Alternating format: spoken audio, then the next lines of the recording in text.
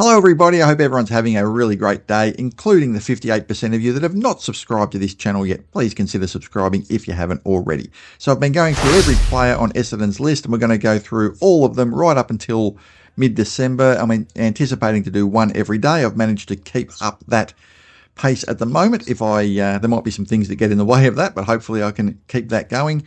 The player we're going to look at today is Rhys Unwin, who was picked up for us at pick number 61 in the 2024 draft. He's 179 centimetres. He's 19 years old. He's nominally a mid-forward, although I'd sort of classify him as a bit of a utility. And his attributes are, look, he's very, very quick, right? That was one of the reasons why we picked him. He's a very, very quick left footer with dash. He's got a willingness to take the game on. He actually ran the 20-metre sprint, which is what they do at the draft combines, in 2.88 seconds, which is elite. I'm not sure whether that was the highest, but it was among the highest. So he's got a really, really quick, agile side to his game, which is something I like to see from our players. I do like players that are good athletes because the reason I like them is because they've got more upside. It's great if you're a footballer, and he's a good footballer, but if you've got that athletic part to your game, it generally means your ceiling is higher as a player. Now, whether his ceiling is as high as we hope it would be remains to be seen. He's a very low draft pick 61. He needs to get probably involved in the game more. He doesn't, come away with big numbers, and that's just a fact. But look, he does have a lot of upside, and that's what I like about him. Obviously, whether the investment has paid off or will remains to be seen. There are a lot of players that get picked up at his range in the draft that don't make it. That's just the reality.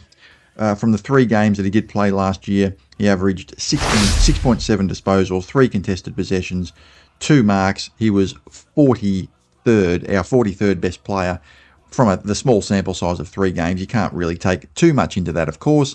That's just the reality of where he was at. When he was playing at VFL level, he was probably averaging 11 or 12 disposals a game.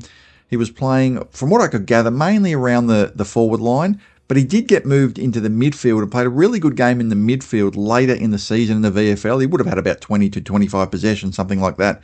And that was really the catalyst to see for him making his debut a couple of weeks later. I don't think he made his debut the very next week, but he made his debut shortly after that. And I think that game in the VFL was probably the catalyst for that.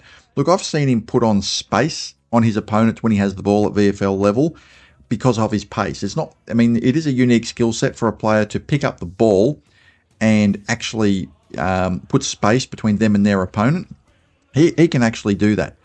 And one thing that I like about him and what he could perhaps bring to our forward line is the speed and agility that he has in the forward line is something that kind of Hobbs, Menzies, Guelphy don't really have. I think he can be a kind of dangerous small forward down there. Whether he develops as a small forward or more as a midfielder, I think is still very much up in the air.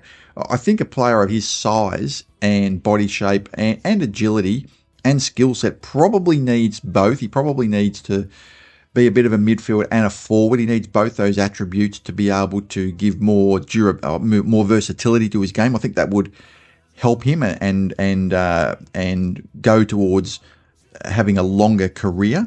But certainly that speed and agility that he has is something that we do kind of lack. Kako has it. It's one of the reasons I've always thought Doveston would be a good pickup for us in the draft.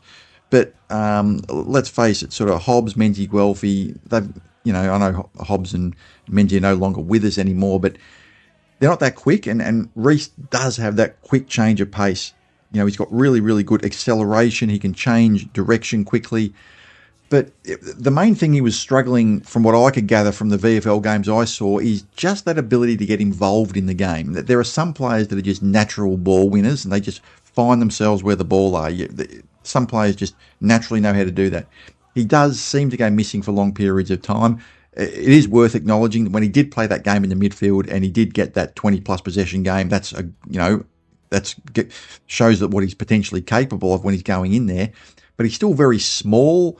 He's still very slight, and I still think this is going to be a year of development for him.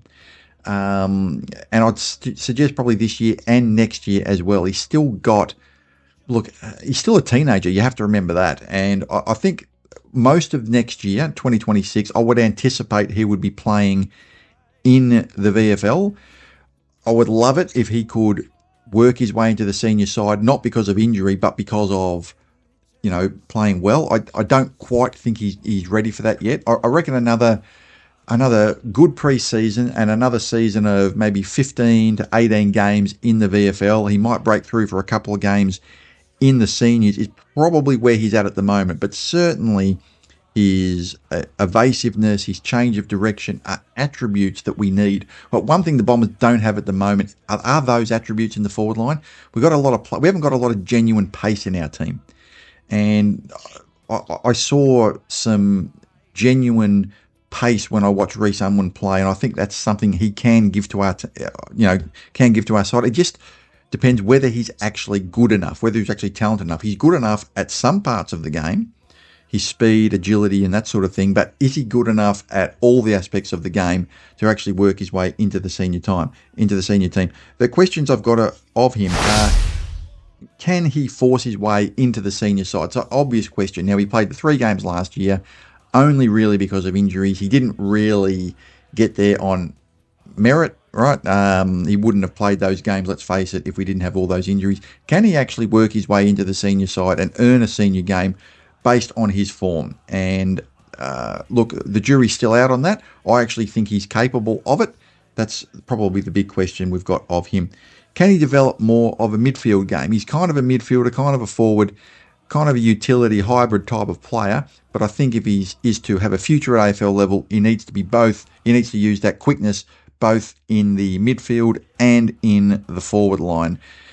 And look, I do think he'd be a good partner for Kako down there. Clearly has midfield strengths. He clearly has, I think, a kind of potential midfield body on him. He just needs to work on his endurance, where he can run that, 10, 15 kilometres a game that midfielders need to do. The last question I've got of Rhys is, can he turn into a genuine small forward goal kicker in the VFL? And I say the VFL because I anticipate that's where he's going to be playing most of his football in 2026. Obviously, we'll see what happens. But I think that's one part of his game, just given his skill set. If he can turn into that genuine small forward, and we do need it, given that we've lost a number of players in that position. If he can do that, it just gives us that extra player that we could potentially use in that position in the senior side if he can get in there. As I stated earlier in the video, I think he just needs to work on both. Needs to be a midfielder and a forward if he's going to have a future at AFL level. But really, can he develop into a player that can kick goals, that 1 to 2 goals a week? If he can kick 1 to 2 goals a week at VFL level using his speed, his quickness, all that sort of thing in the forward line, I think that would be a great part to his repertoire. So I'm going to leave it there. What do you think of Rhys Unwin? Is there anything I've missed? What do you think his prospects are next year? Do you think he can work his way into the senior side? I don't think he's quite good enough to be in there yet. I think he's going to be playing more VFL football, but we'll see. I hope you guys enjoyed this video. Have a great day, everybody. And as always, go Bombers.